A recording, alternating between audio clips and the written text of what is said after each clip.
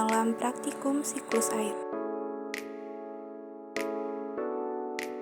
Berikut cara untuk membuat praktikum siklus air sederhana. Terjadi proses penguapan, evaporasi, dan transpirasi, yaitu penguapan yang terjadi pada badan air dan penguapan yang terjadi oleh tumbuhan dan tanah.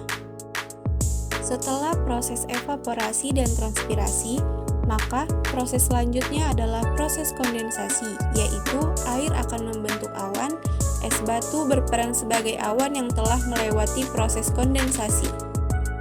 Setelah proses kondensasi, yaitu ada proses presipitasi, yaitu turunnya air dari awan wadah es batu menurunkan air ke dalam toples.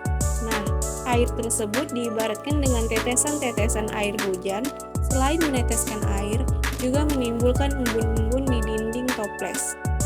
Setelah proses presipitasi, terjadi proses infiltrasi, yaitu air akan menyerap ke tanah dan kembali ke badan air seperti danau, rawa, laut, dan sebagainya. Siklus air pendek. Siklus air pendek diawali dari evaporasi air laut ke atmosfer, lalu diikuti dengan pembentukan awan yang kemudian menurunkan air sebagai hujan. Air tersebut akan mengalir kembali ke laut. Siklus air sedang.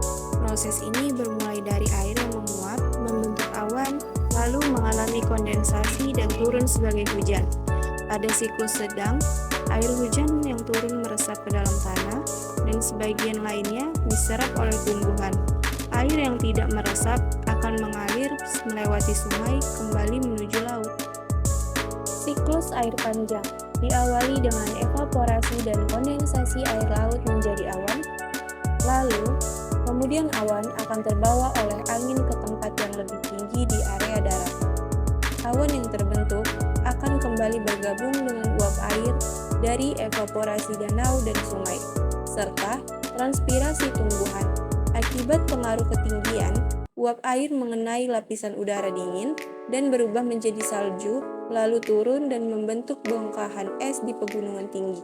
Bongkahan es akan meluncur ke tempat yang lebih rendah akibat gravitasi atau gletser.